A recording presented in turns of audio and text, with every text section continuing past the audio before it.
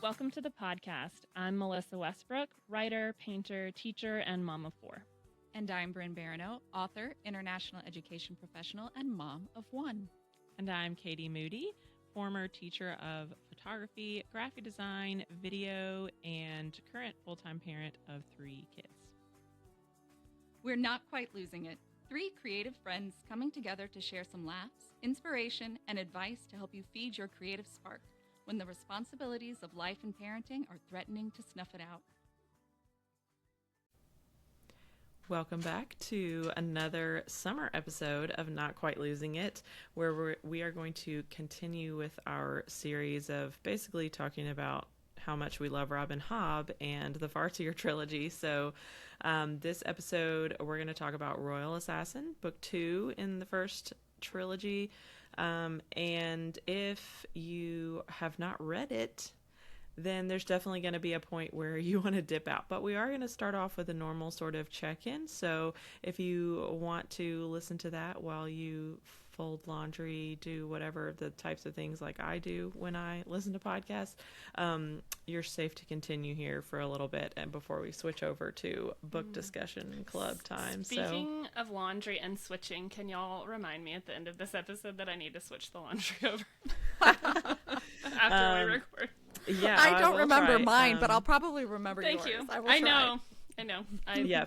Fun Please. fact for me right now, we also need to go switch laundry, but we can't do it at our own house. I have to walk over to my neighbor's house where my laundry is. It sounds like you need to do a check-in about the state of your laundry. Yes, I know. Okay, so the check-in is, it's been a hard fall from grace from our last check-in where I was like, wow, I'm just living my best summer life. Y'all, this week hit me hard. It was a hard pivot to... and nothing horrible happened. I just feel like I was not mentally and emotionally prepared for the week that happened of just all the little things. And I just had a real bad attitude. So, I mean, those little things stack up also, to a bad week. Yeah, and your laundry's not at your house, so something happened. Yeah, so the washer's broken. And that's a tough one, guys. Like, Yeah. that's a thing I like to stay on top of. And so when it's all behind and then it's like hard to find things to wear and hard to find... things for the kids to wear and stuff. It's not ideal. And then Kason's also been gone doing a conference all week. And so the solo parenting with no washing machine, y'all, and like a just turned 1-year-old who she won't fall asleep easily, won't stay asleep a long time. So, and then obviously her mobility is like, I can't leave her for any amount of time. So it's interesting. I did try grilling for the first time this week though, because I was like, I need to do something that feels like an accomplishment. So I won't say it went well on an outdoor grill so. or a George Foreman. Like, what are we talking about? Was no, charcoal like involved? An outdoor charcoal grill was involved. I had the option of gas grill or charcoal grill, and honey, I was not about to. I wasn't about to mess with the charcoal situation. That seemed too much. So I basically. Not wasted, but like I spent an entire nap time of hers trying to grill. And now I have so much food in my fridge that's like cooked. There's so much grilled chicken and so many burgers, which was nice. It was like once I got past the hump of that, then that took a lot of pressure off of like the, feeding of myself and the children. Especially dinners when it's like Annalise is kind of like done and clingy and, all moms know. So, so at least I was trying to kind of things I've learned from this podcast, from like doing this with you guys. I'm like, I should try to build back in. Like maybe I don't need to try to rest with this nap time. I need to try to do something productive that's going to like fill my bucket and make me feel better about the day, which I think would have worked if it wasn't like 100 degrees outside and if my baby didn't wake up early where the grill was still on and I was like fully sweating and had not showered and had not eaten the lunch that I had cooked and all of that. Like I think it would have worked if she had just slept for 30 minutes longer, but you can't win them all. Yeah, and what everybody wants when they're hot and sweaty and hungry is to have a tiny person cling to them on their sweaty body. That's what everyone wants. I hate being hot. Like I love the air conditioning. Like I'm an indoor cat. I don't like to be outside hot and sweaty. It's not, nobody really enjoys that, but I like really, I am really, sorry really you don't were born a tolerate it southerner well. then, Katie. I'm I sorry you're know. born a southerner. I All we probably have wouldn't is heat like and humidity this time of year. I probably wouldn't like the snow and cold either. I'm probably just, I'm a like just Climate controlled lady. yeah, we love it. It wasn't like that before kids, but for some reason after kids, I'm so much like that. So maybe I'm old, or maybe I'm overtaxed on just all the things, but yeah. And that somewhat leads into so also in the theme of like, okay, I need to try to do things to like refill my bucket during this time of solo parenting, was that I was like, I'm going to be intentional and not just randomly scroll at night. I'm going to like sit and watch a TV show that I've been wanting to watch for a few months, which is The Other Bennett Sister. I've seen it. Is it good? I've seen the trailer. It's so cute. It's really good. It's really good, honestly. Have you seen stuff for it, Melissa? Mm-mm.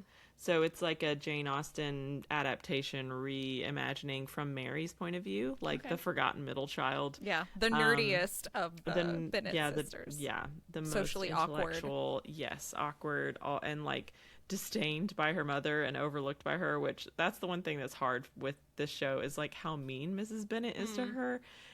That's always really hard for me to watch, is like parents being horrible to their children. Yeah. Imagine that. But outside of that, it is so delightful. So, and I know at least one other friend that's watched it. So then I made her just listen to my ranting DMs about like different things happening in the show. So yeah, I'm like, okay, could learning how to grill and reading The Other Bennett Sister get me through this week without a bad attitude? No, it was not enough, but it was something, and it was better than nothing. So how about y'all? In some weeks, better than nothing is the best we can do. Right. Yeah, truly. Yep. What about you, Melissa? How's your week been? Oh, it's been good. We just got back from camping. I mean, by camping, I mean like being in a climate-controlled yurt. Glamping, yeah. There were beds and electricity and air conditioning, but not. That's my kind of camping. Oh, it's the way to go. We did have to like walk to the bathrooms, and we had to, bring in all our food and bedding and everything. But it was lovely, and the boys are big enough to be helpful now, and we went with some friends, and so we all like shared meal prep and cleanup and everything, and made s'mores and sat by the fire, and it was very fun. It was very fun. And as far as like what I'm watching, the only time I really watch TV is to watch a show with my husband, and we are not in a TV mode right now. We're listening to Dungeon Crawler Carl together, audiobook, in the evenings instead of watching TV. But I do watch some I've been watching Milo Murphy's Law with my kids a little bit. They've all watched it, but they want me to rewatch it with them. Oh, that's sweet. So they don't watch it unless I'm available. Aww. So we've been watching a little bit of that, like one episode every 5 days. And I found a YouTube channel that has really great ukulele tutorials. Okay. Yeah, back on the uke. I'm having the best time. Wait, did you take the uke to the yurt? I didn't take the uke to the yurt. Uke to the yurt. Oh, I didn't because I'm not there yet. As far as wanting other people to hear me. Oh, that's true, because you said you had other people, friends there. Yeah. Totally get it. Yep. Yeah, but I have learned 4 or 5 songs now, real pop songs. There are pop songs for the ukulele? It's just there are tabs available. Which ones? I've played. I can play. Jolene is the one I was working on today. Best Not one. a Dolly good tune. choice. Yes. So Ukulele Wine Time is the woman, and she's a mom of 2, and she does these amazing ukulele tutorials that are for total beginners, and I just find her very endearing and helpful. So that's my plug for Ukulele Wine Time. Ukulele Wine Time. I was gonna guess and she banana pancakes or something, but no, that's a ukulele song. And then Airplane Over the Sea, which is Neutral Milk Hotel, which nobody's heard of, but it's so good. And Danielle Ate the Sandwich, which is another indie performer that I'm into that nobody else has ever heard of. But those are the 3 that have worked on, and then You Are My Sunshine. I'm writing the name of these songs down because I was really need to listen to Danielle Ate the Sandwich. Yeah, that's the band name. It's just one woman. Neutral Milk Hotel. Mm-hmm. That is a very have to check this unexpected out combination later. of words. But that's not like, we'll have to one day. You gotta be set up for that search engine optimization these days, you know? Yeah. So Yeah. But that album is like the only album this guy ever produced, and he did it. He like read Anne Frank's diary and then wrote a whole album about this like alternate. It's beautiful. It's really beautiful. But then he like never made anything else. wow. Post and Wow. Ghost, baby. Okay. Anne Frank's diary. I didn't see that coming. It's yeah, wild. it's inspired. Okay. It's. I'm intrigued. I'm intrigued. I'm gonna send you guys the link for the Okay. Please do. Airplane Over the Sea. Okay. It's a beautiful song, and then maybe in like 6 months, I'll play it for you. Perfect. We're not putting a timeline on you. No. You know, you're good. You're doing the thing. You're doing the dang Lifelong thing. learning. Yeah, I'm having the best time. Best time. That's what matters. Okay, Bryn, how about you? Oh, what are we watching? Well, my daughter and we are watching season 2 of X-Men 97. Did y'all watch the animated X-Men series in the 90s? No, y'all are both shaking your heads. Not No. X-Men No. babies. I was an X-Men baby. Favorite thing to do Saturday morning, I believe it was 11 a.m. If I didn't have a soccer game, I was watching animated X-Men. That or Batman. And although Batman was in the afternoons after school. Loved it. They did a few seasons, maybe 4, I don't remember. And then they just stopped. Like they ended on a cliffhanger and never and it like and that That's was tragic. it. Yeah. For almost 20 years, the show languished on a cliffhanger, and they brought it back and picked it up where the show ended in Love 1997. Love That's that. so Disney, satisfying. yes. I It's love so, it. and they brought back a lot of the original voice actors. Like Rogue Wow. is the same voice actor from the 90s, so it's very cool. And Audrey's into it. And so we are watching the season 2 just dropped on Disney Plus, and so we are watching that. And also Game Changer on Dropout. Oh yeah. We watched it last night. There was a new episode that dropped Tuesday, and it was hilarious. And I felt very smart because I figured out what the game was, like right just before the first person, because it was a big group of people. The title show was Count the Rice. There was a lot of counting of rice, and it was hilarious. If you I'm gonna guys are have to not Google this 'cause watching, I'm for lost. all the first That's of all, so- Game Changer. If Game Changer is not in your life yet, Katie, I think you should bring Game Changer into Okay. your life. We're just making lists here, guys. It's Every episode is a different game. And Okay. the stand-up comedians, who are always the contestants, don't know what it is they're playing. They have to figure out the rules as they're playing. Is this American or British? Dropout. It's American. Okay. But I've probably told you about Taskmaster. Okay. Yeah, I was Which like, is- this yes. sounds like the British thing. It's that- like yeah. they're cousins. Yes, I would say they're in the same genre. Yes, Yeah. of show. Reality. Yeah, game show. Yeah. Fun. Okay. Well, let's switch over to Okay. check in on our poor old boy Fitz. Okay, if you Welcome to the Robin Hobb Appreciation Fan podcast. Yeah, if you haven't read these books, bye. We love you. But come we'll be back. Come Yeah. back when you've read them, Yes. because we know you're Yes. going to. We Yes, we you hope should. for You should. for your own life wellness and happiness It's that you just fun. read it. It's, I mean, Yeah, bookmark this episode and come back. It's Melissa, and I'm really excited to announce that for season 2 of Not Quite Losing It, Bryn and Katie and I are going to be going through The Artist's Way together. If you haven't heard of it, it's a 12-week course that really helps you rediscover your creativity and whatever kind of creative you are. I have gone through the first half of it twice. And even though I've never finished it, it has been life-changing both times, and I'm really excited to actually finish it because I always do better with a team, and I think most people do. So we are excited to invite you to join us and be part of our team as we go through it together. We will be starting, the first episode is on September 1st, so that gives you some time to get the book, wrap your head around it. It is kind of a big time commitment to do it. You got to really carve out the time. But if you don't have a ton of time to commit to it, we will go through it and we'll tell you the highlights. If you only have time to do this much, that's what we recommend. So hopefully we're going to make it accessible for everybody. We're really excited. So we hope you will join us for season 2.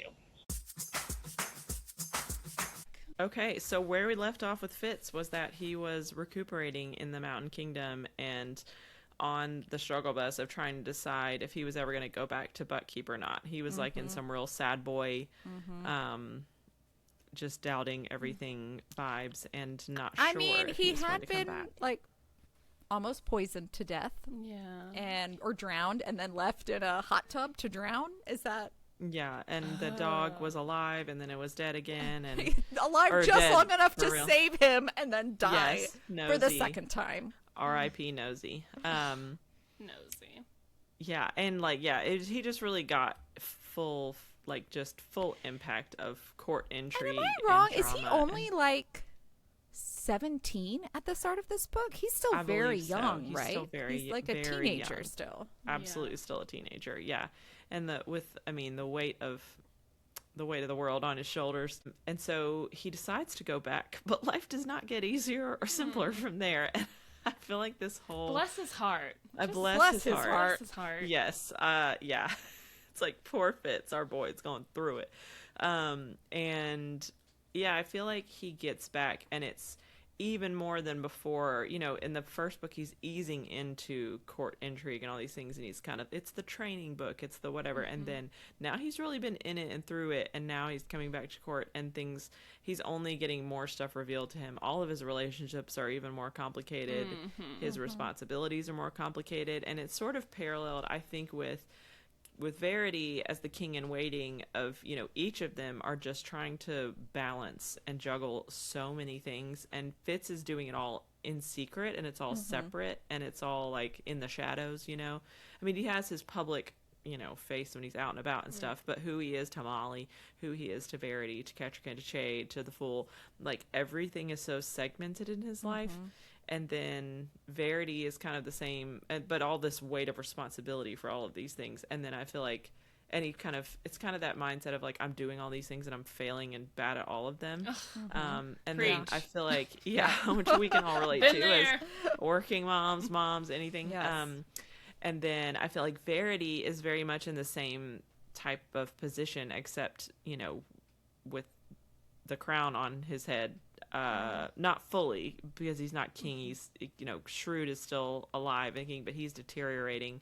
And Verity is, I feel like, with his trying to do the skilling and fighting the Red Ship Raiders, like he is trying his best to like protect his kingdom in the best way possible, which is using the skill. But nobody gets to see that or whatever. Yeah. And of course, there's Regal there to take full advantage of criticizing Verity for being gone or whatever. So I don't know. I feel like there's a lot of parallels between like Verity and Fitz as far as like a true born son serving the crown and then a bastard son serving the crown, a more, you know, behind the shadows. And Verity's trying to work out his brand new relationship with Kettrick and his brand new wife. And Fitz is trying to work out what's his relationship with Molly now that she knows. She doesn't know fully who he is. She doesn't know he's an assassin, but she knows he's, you know, a farseer. I felt the whole book was a commercial for a PSA for the importance of good communication. Oh my gosh, and why yes. you really shouldn't keep things to yourself, even if your intentions are to protect everybody around you. You Yes. really should, you know, ask for help and be transparent about why you're struggling. Yeah, Un- communicating. Just try it. Just try Except it. I mean, not to the person who's trying to assassinate you. Except not to that person. But don't communicate with that one. And if you know who that is, then you're in good shape. Maybe Yeah. don't wait around to see, like, if they're going to come to their senses or if they're really as bad as you suspect. I mean, yeah. when people tell you who they are, believe them. Oh my gosh. Yes, indeed. But I mean, that's where, and some people, I've read some where it's like people are so critical of this book of like, why don't they just kill Regal? And it's like, but he's part of the family that like Chade and Fitz are sworn to protect. So, and it's like they take their orders from King Shrewd. And so it's this really complicated because sometimes he's sort of coherent and sometimes he's not. So like if they act on their own without the king's permission, then they're going against like everything they've ever stood for. Treason. You know? Yeah, absolutely. So Regal's the worst. he's He the really worst. is. He really. He's the worst. Yeah, and I told Melissa, especially starting the ship, the live ship trilogy, the second trilogy, I'm like, some of these characters that you start out absolutely hating, Robin Hobb is going to make you love them by the end of this. Regal's not really one of those. He's just He's just the just worst. he's just the worst. It's He is like there's- the pettiest man-child. Just Yeah. so, slimy con Yeah. man. Yeah, So- he burns me up. Yeah. yeah, and he's a spoiled prince, you know, Such a with brat. so self-important. And I mean, he had his, and some of this is hard for me to remember, like what has been revealed at this point, but I mean, he had his mother feeding into Right. him all of these lies of like, you're more princely than your older brothers, you're more whatever. So I mean, he was certainly set up to fail from the get-go with his mom's like poison in his ear. But man, I mean, Yeah. at a certain point you have to be responsible for your own actions, and Right. the boy is not making he's not making good choices for sure. Speaking of setting children up to fail, I definitely in this book thought the adults around Fitz really were setting him up to fail, like in so many ways. Asking this 17, 18-year-old, you know, even if you consider like within that world, he is now a young man, like a very young man. He is still inexperienced, and you're telling him, don't tell this to anyone else in your life. Don't tell this to anyone in your life. I need you to do this for me. Don't tell anyone about it. Like multiple people, even the fool talking in riddles the whole time. And Fitz is like, please just give me a straight answer. And like, no one can do that for him. I would have been angry all the time too, because Fitz is just Yeah. like angry all the time. And I don't blame him at all. Like I see like, as a parent, I'm like, the adults around you are failing you. It's Yeah, not they're your not fault. setting you up for Right. success. Like, even if you are going to be an assassin, your mentor at this point should be a little more forthcoming. Like, the way Chade's like, trust what I'm doing for the king. Just tell him. Just tell him the king is sick and you're helping him not feel bad. Like, just tell him. Just tell him. Yeah, I really think hope. the secrets and the lack of communication and the secrets and all of the like you know, segmenting of all of the different pieces of his life are just, yeah, it's hard to watch, it's hard to read sometimes, where you're just like, oh my gosh, this poor kid. And how I think, did we talk about Danny Shapiro's podcast last time, the one about, it's called Family Secrets, and there's like so many little, and these are like real stories of people who grew up in a family of, they had some kind of secret or whatever. And so the whole podcast themes are all about like kind of what that does to people and the weird like recurring themes that come up and how it shapes people and everything.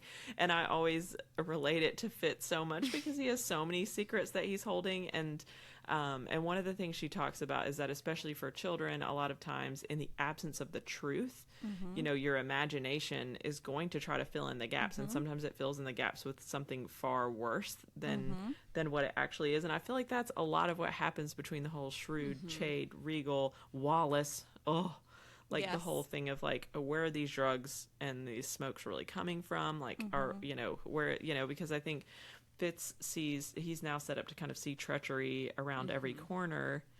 And yeah, if you just known some of the Understandably. truth from Chade, like it would have, it would have helped. But also I think Chade is looking at a very like young, dum-dum of a teenage boy and thinking, I can't trust him with all of these things because, and Chade's also, I mean, he's just lived his whole life trying to gather up power and secrets to himself, and Sure. so he Being gives those out very paranoid. sparingly because that's his power and everything. So yeah, poor guy. I mean, poor Molly too, to find out while Fitz is gone that her like childhood bestie slash crush slash all of those things is really a royal bastard. Yeah. And then to come in and everyone's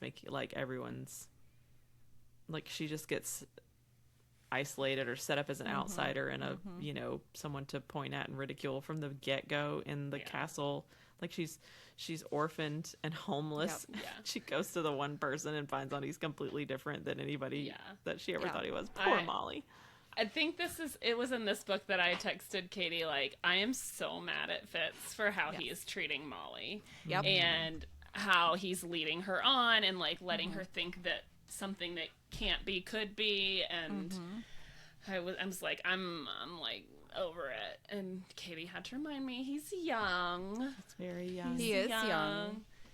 And those like first intense love emotions are very strong. Are so They're so you can't stop strong. that hormone train. That Nope. stuff is Nope. crazy. And also, I have friends who are parenting teenagers, and like the stories that I hear about, you know, things with their kids, I'm like, yeah, this feels very accurate. That of course they can't like.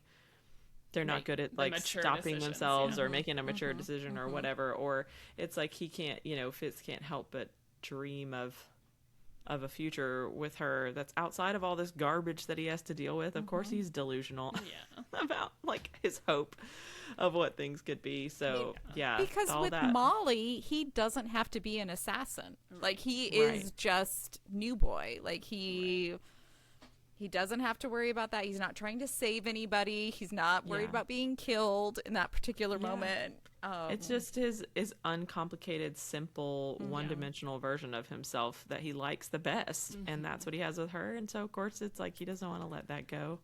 But it is a selfish decision. It to is keep. so selfish. Yeah. Yes, it's so selfish. And Yeah. I think, you know, of course, this is a theme in like so many books and series where the setup is that, you know, like women who have children or whatever outside of marriage, like it just dooms all of their prospects for the future. Like they have nothing. If Speaking of that's how Fitz is gone- a dummy. Yeah. Speaking of that, Yeah. because this it's not explicitly revealed, but every single woman who reads this book obviously knows Molly is pregnant by the end, and Oh my Fitz is gosh, the yes. only one who doesn't know. Like, it's such a very dumb. clear. And I remember reading that where she's like looking at him and says something about, I have someone too who's as important to me as the king is to you. Right. And I'm like, Fitz, you idiot. She's You like, dumb. Fitz, Yeah. you are so stupid. You are such a stupid boy. Like, it is obvious that she is pregnant. Yeah, and it's like, also, guys, what did you think was going to happen? Right. Right, like this is how this goes. I know. This isn't one of those series, you know, those series where they have like funny little magical birth control Yes, type things herbs. to like They prevent, go get some herbs. yeah, some herbs or whatever different. This isn't one of the like, I feel like Robin Hobb plays it very realistically of like when people bring up that type of thing in there, oh, these herbs or whatever, there's always somebody there like Lady Patience or somebody who's like, Doesn't that stuff actually doesn't work. It doesn't Yeah. work. And you're like, yeah, that's real. That's real life. Yeah. Yeah. There's a lot of dumb methods out there that don't actually work, and you should be counting on. Yeah. So Fitz and Molly, it's like it's so sweet and it's so sad. Yeah. I do want to talk about Ketchikan Yes. rolling into battle pregnant. Oh my God. Ketchikan. Oh, And, like, Ketchikan's I love her. I I, love also love Ketchikan. Patience. I don't know Yeah. who I love most. Yeah. I mean, it's not a surprise that a woman writer writes women well, but boy, Yes. does she. Yeah. So okay, Ketchikan. I love Chade telling Fitz to go kind of befriend her and to try to see and understand the loneliness of her position and that she really needs help, like understanding, because Buckkeep is so different from the Mountain Kingdom in the way So that different. everything is set up. And so, you know, her mountain ways make her strange to people. It puts her at a disadvantage. Plus she's trying to please her like prince or king in waiting husband that like doesn't have time for her because he's like fighting this war. And so yeah, seeing her growth, it's kind of I feel like you see parallels between like Fitz and Verity, but you also see parallels between Ketchikan and Fitz as far as like them growing and trying to figure out their roles and placement and how to present themselves to the world, how to handle their interpersonal relationships, and everything is so complicated. And they both, you know, feel a little bit set up to fail. Yeah. What I loved is how, whereas with Molly, Fitz is like blinded by his hormones and he really can't see like what she needs. But with Ketchikan, he empathizes with her. He very quickly sees how she's isolating her, how lonely she is, and he's the one telling Verity, like, she wore those jewels so you would notice her. And so, like, when Fitz is not driven by his testosterone, like, he really is very empathetic and observant. and sees Kettrick struggle. And so I really loved that about Fitz. It's like, okay, Fitz, when you calm down, when you want to, you can point out Verity being the dum-dum. Yes. The way that you were the dum-dum the way to your you own were woman. dum-dum. Yeah. Yeah, Those so hormones. there's like so many crisscrossy, and then just it's hard. Like his relationship with Birch being so strained in this one is hard and sad. That is sad. That made me sad. And then the whole, I don't know what all's been revealed yet between the whole like Burrage and Patience and all of that. You've read book 3 now too, Bren, right? I have read. I finished I think the trilogy. we gotta be careful. We gotta be careful. We don't want to spoil anybody who's only read book 2. Okay, so one of the best characters of this series gets introduced in this book, which is Cub, aka Night Eyes. Night Eyes. And I think so I feel like Robin Hobbs' writing is so. We can call her Robs. I think so. Listen, Rob. No, I was literally just combining Robin Hobbs. I like Robs. I think it's a great name. So her writing of those moments where there's like wit bond stuff, or where there's violence, honestly, where Fitz is so focused on something or whatever, it's so visceral and it sticks with me so much. And I think one of the scenes from the entire 16 book series that like I can close my eyes and replay in my head is the one where he meets Night Eyes, because of the way that she writes it, where he's like in his own mind, then he's in the Cub's mind, and the Cub is so full of fear and anger and all those really strong emotions, like just taking Fitz over, and then their little struggle to like he buys them and whatever, and then their struggle to like get back up the path to keep together. I love it so much. I'm like so nostalgic for it on a reread. I'm like, I am actively thinking about my like groups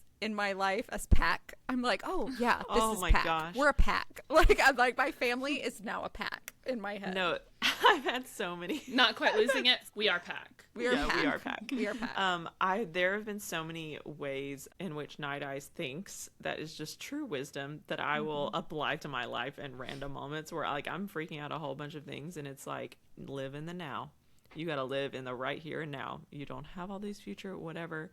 You should just calm yourself down, eat, like sleep, and then like only focus on what's happening in front of you, because there's all we have is like this little moment right here. And I'm like letting my inner Night Eyes dialogue, like whatever, speak to me in moments where Doesn't he say at one point eating is living? Like Fitz says something about, we can't eat right now, we've got to live, we got to survive, and Night Eyes is just like, eating is living. Eating is living. Yeah. Like, yeah, we should just sit down and have dinner and deal with everything else later. Yeah. Or like, stop freaking out about all the possibilities and the whatever and whatever. Like, just do what you have to do in the moment. Like, eat, sleep, kill. Obviously their life is a little more complicated than mine, but when they come across forged ones, or the battles and the scene of the little girl, the scene of Fitz and Night Eyes and the little girl is so horrific and well written. It's just like, it just rips your heart out. I remember where I was the first time I read that, and I was just like bawling in public. That is the first time he goes into battle with Night Eyes, isn't it? Is that the first time Night Eyes joins him? I think so. He gets where he either the first or like the second time, because at first he's resisting the bonding because of everything that happened with Nosy and Smithy.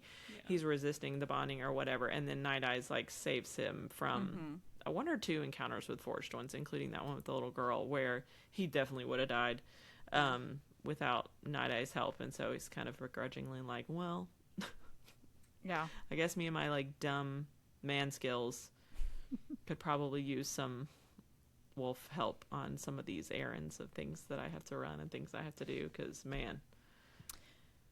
But I just feel like Hobb writes that stuff so well. I don't know what it is about the way that she writes. I don't know. I think she writes about violence in a way that's probably more accurate to the way that it really is versus the sort of over glorification of it.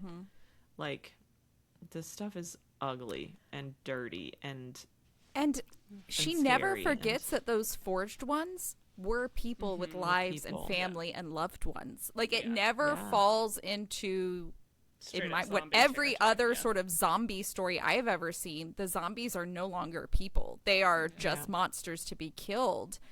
And that really impressed me was through Fitz and through Verity. They're always like, these were our citizens. They have loved ones. Like, they have families. Well, and like, doesn't Kettricken, isn't it in this book where Kettricken goes into the battle and then she makes sure that they are treated like that the bodies are brought back and treated as Yes, she brings them all back into like the mess hall and or to whatever. be anointed as And like shrouded properly. That I was like, I'm sold. Like, I already loved Kettricken, but and isn't she pregnant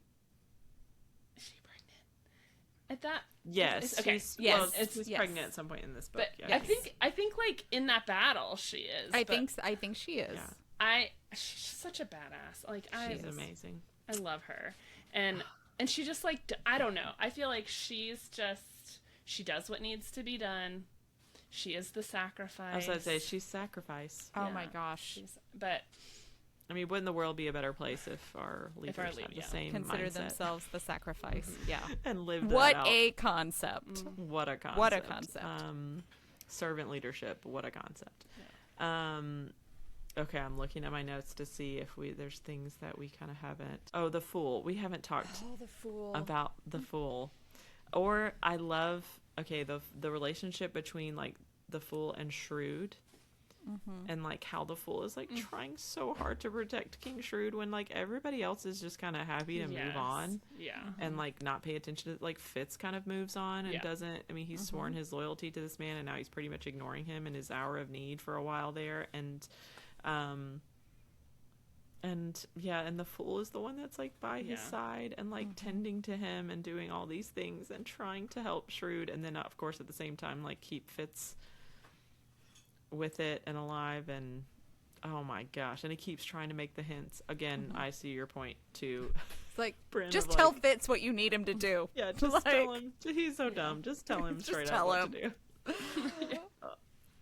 But the Fool, like, that like breaks my heart. All of the stuff with the Fool, like having to watch King Shrewd deteriorate, because the Shrewd's been like the Fool's protector for all these years. And then the longer you go in the series and the more you find out about the Fool and his past and like all of those things, the more meaningful that even becomes. But man, my little heart just goes out to the Fool trying to protect King Shrewd.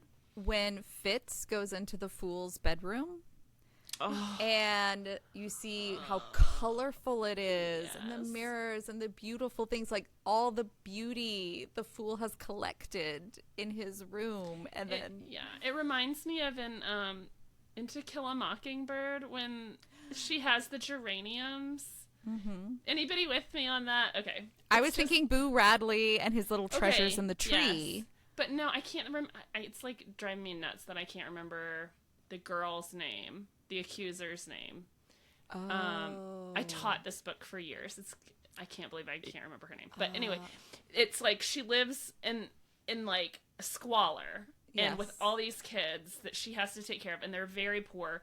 But then she tries to grow geranium. Like there's like one little pot where she tries to grow flowers, and it just makes her sympathetic, and you can see like, I don't know, it just gives you an insight into like anybody who's trying to make their world a little bit more beautiful, no matter how bleak it is. Yeah. There's something very human and poignant about that. Yeah. Oh, that's another, like, my mental imagery of the Fool's room and Buckkeep Castle. It's like you only see it a couple of times in the series, see it or whatever, but that is so locked into my mind. Like I can just picture the whole thing. It's like it's walking really up heartbriking. there Like I was moved when Mayella. Fitz went in there. Mayella Ewell. That's what a name. I knew it would come back. I'm pretty sure that's it. So I'm so sorry. No. I'm glad you gave it Mayella. And now that you said, I can hear it being like pronounced in a thick Southern accent from the movie. Like I can absolutely hear it in my head. Was saying, like the scene was so heartbreaking because the Fool is so alone in such a bleak world, and yet they have tried so hard, and then it's destroyed. Like it gets broken. Oh my gosh. another tearjerker moment for me of like, that is such a shame. And that the like, fool it's had so those sad. dolls. There are these beautiful like porcelain dolls, I think, in the room Fitz describes. And then I'm thinking, how young is the fool? Like, is That- the fool also a child? I was like, oh my God. I had been thinking of the fool as like a grown person, like a way older than Fitz, but then somewhere No, along the yeah. line, I'm like, I don't know if I missed something or if it was just ambiguous. I don't know. Yeah, it's I'm not 100% sure how to answer that, but I would Yeah. say then they refer to it as like that they were boys together. So Okay. so yeah, there's an aspect to him certainly that is very much still a child, but he kind of has things about ages, him yeah. that make him maybe more wise Yeah. than the average person his age. I feel like that's fair to say, without being too spoilery. I mean, he certainly seems in book 2, like even in book 1, you got the sense that he could have visions of the future. Like he Yeah. gave Fitz some tips, like before he went to the mountains about what to do. And so he clearly can see the future, or he gets some, flashes yeah. Yeah. and then tells a riddle about it that Fitz figures out like almost too After. late. Yeah, after the almost too fact, late. looking Right. back. He's like, oh. It's Spice something fat suffices. That was my favorite one ever from the first book. It's so good. Okay, so I feel like we can't not talk about the ending Yeah. of this boy. book. It's tough. Brutal. Yeah, Brutal. The torture scenes, Yeah. so tough. And then, yeah, people like, the moments of people visiting him is like total despair in the dungeon, and like, Burrich trying to visit and Patience trying to visit. And yeah. And then I don't remember exactly, I should have looked this up. I don't remember exactly where it ends as far as, It ends with his body being dug up. okay. That is where it ends. And Yeah. and so the last chapter is he is inside Night Eyes. Yeah. And they are okay, running okay. around. That's the last chapter. And then Night Eyes Fitz is sort of called back, and there are these two figures he kind of recognizes digging in the dirt, and then they are holding a body. And so Wild. that's like where it ends. Yeah. Yeah. Wild. That was one of those where I was like, okay, so I'm starting book 3 right now. Like, Yeah, I'm Yes. like, we cannot Yes. wait. I mean, can you imagine the Fine, poor I can- people that were reading this in real time as the books were coming out? Like, this Oh is my why God. I'm like, I almost only read series that are completed because I cannot be waiting. I would have lost my mind if I Yeah, couldn't. I'm I would like have to lost wait my like mind. another 18 months or 2 years before the next book comes out at best. A lot of books are a lot more delayed than that. Also, when I said about the first book that the magic was very subtle, by the end of book 2, the magic is not subtle. Like, you literally less putting a subtle. soul inside of an animal. So, Yes, not but what a subtle cool anymore. freaking. Okay, so Yeah. that's where all the little, especially those little beginning stories or scrolls that she'll put at the beginning of chapters, start leading you into, the background of how people feel about the wit and everything that goes into it, and all like where those, there's those misconceptions of like a witted person can turn into an animal and can whatever. And I feel like at the end of book 2 is like, yeah, this type of stuff is where all that comes from, because it's like a lot of rumors. There is some kind of basis in reality. And yeah, I think that it gets revealed more and more through the series, but so much of what happens is like the path that is taken is like the most impossible path. Like every little thing that has to happen from all these other people that are so unlikely Right. to make fate sort of prevail and keep Fitz alive, or keep the the story going, where it's so things that are so unlikely but just have to happen the perfect way, where it's like Birch brings him the sedative but he doesn't know that that's what it is, so but he takes it anyway, and then Patience wrapping Fitz's body and giving it so much care and binding all of his wounds, even though she has literally no reason to believe that he is not dead at that point, but she does it anyway because that's her, it's her way because of of the infertility and the son that she never had, kind of, and all of the little, and the fact that he did bond with Night Eyes and had such a big like bond with him. All it's like all those disparate parts of Fitz like all these little things and relationships he has with all these people, everybody kind of like does their little piece to make it come together where he actually can survive this thing. But it's like so unlikely. Right. But that's it's a big theme throughout the stories. It's like And destiny is. Yeah, destiny, fate. Also, just poor Fitz thinking like nobody loves him, like really loves him, and like Well, no one's that's his, coming like, from him.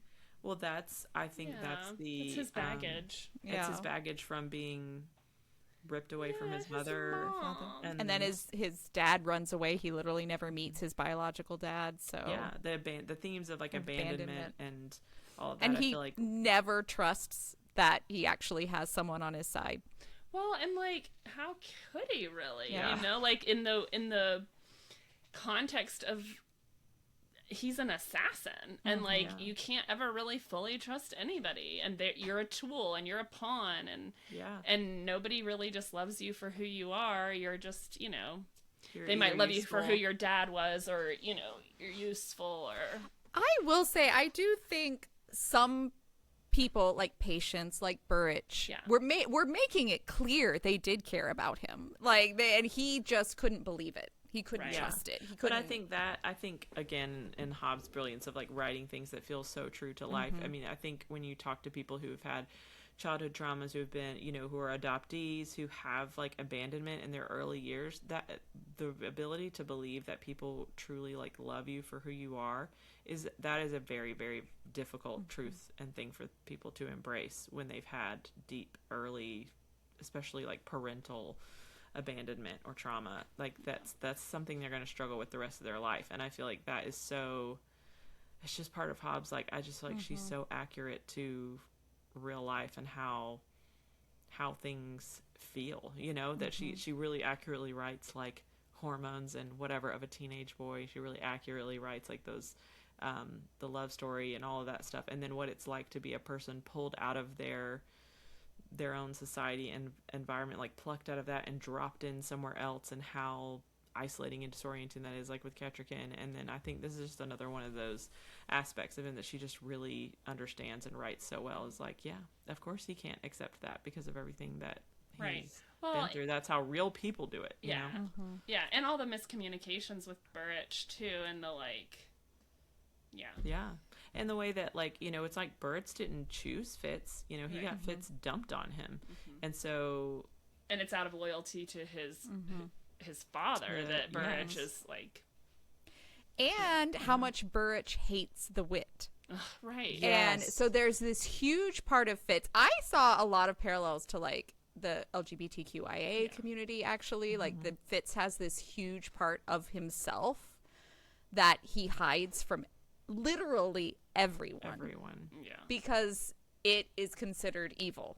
Like, and Burrich has told him, like, this part of you, like, this Not thing okay. is disgusting and gross and not okay.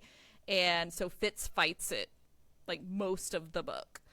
And yeah, well, and it's like the really, really hard thing about that is that, I mean, Burrich's main motivation in doing that is not to make Fitz feel bad about himself, but it's to protect him, because Burrich sees how dangerous it is in this world, and he wants to protect Fitz, and he just thinks the only way to do it is to like hide that. But it's kind of like the sad thing in that world that he's living in is that, like, it's kind of true, because that's the thing that Regal used against him, like starting to say that he was witted or whatever. Like that was Regal's like info and like stuff that he had on him to then. But I get do him in think prison, 'cause Burrich the world could is- have. I do think Burrich could have said, "You need to keep this hidden," without saying, "This is disgusting," and men Burrich do not definitely do this. has baggage Burrich about it, has. Oh yeah, no, that's Burrich has well, it's baggage about how it. he was raised, Yeah. and it's like that Yeah. generational, Yeah. generational trauma handed down of like, this is what he was taught, so this is what he's. I mean, it's a self-hatred thing, and you know, Yes. hating that own part of himself, and then projecting that onto Fitz as well. It's that's- so complicated for him. And again, it's like, okay, Fitz, you're so dumb, you're a teenager, whatever. Burrich is, you know, like late 20-something, 30s When he man gets who, Fitz. well, yeah, or I don't know exactly. Yes, when he gets Fitz, and then it's like, well, I mean, how much parenting experience does this man really have? Like, he's just a stable master who's He you raises know, puppies and colts, and it's the same thing, right? Yeah. It's the same thing. Yeah. I'm sure. So, yeah, and so it's just, I mean, there's so much that goes into it that, yeah, that it's like as much about Burrich hating that part of himself as it ever is about disliking it in Fitz or whatever. He just wants to protect him from the horrible, horrible things that, and he certainly does not go about it the right way.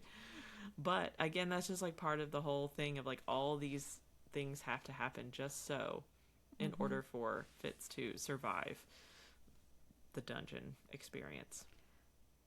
Guys, I'm looking at the time for this episode. This is not a mini-sode. Oh my This gosh. is not a summer We did mini-sode. this last time at too, all. guys. I'm sorry, it's not a mini-sode. I didn't call it a mini-sode. At the You beginning of didn't, this and one. you were right better. to not do I that. said summer episode, but Summer. There's just a lot of talk about, and oh my gosh, now that I finished all three, we have to get back and record our discussion of book 3. of Assassin's Quest. Bryn, are you gonna start the live ship trilogy? I have it on my Kindle. Okay. Girl, okay, have it yeah, on my you have Kindle. to. Off air, I'm gonna give you my speech, okay? But Okay. about Okay. starting it and Okay. how you gotta keep going there for a minute Okay. because you're gonna be Okay. missing Fitz real bad. That is why I haven't immediately started it, Yeah. because Right. I'm sad to leave Fitz and Yeah. Night Eyes. I was too. Yes. Yep. But yeah, gosh, okay. It's book 3 will be so fun to talk about. There's a lot of people that this is like their least favorite, that Royal Assassin is. I mean, so much happens that's like so important to the setup and everything, but like, man, the things that happen, so many really dark, hard things happen in this book. But then in book 3, there's just a lot.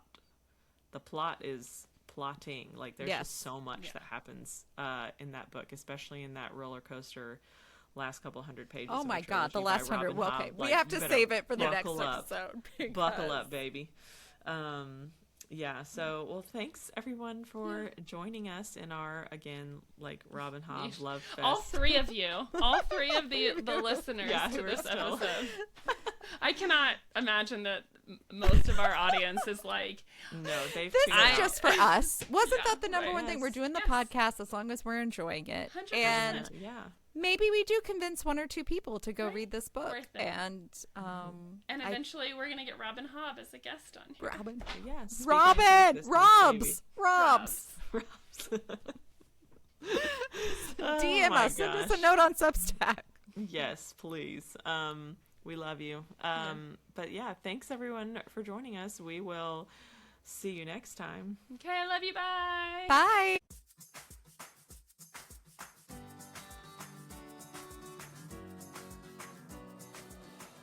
We're not quite losing it. 3 creative friends coming together to share some laughs, inspiration, and advice to help you feed your creative spark when the responsibilities of life and parenting are threatening to snuff it out. Check us out every Tuesday, wherever you listen to your favorite podcasts, and join the conversation on Substack as we remind each other that despite all appearances, we're not quite losing it.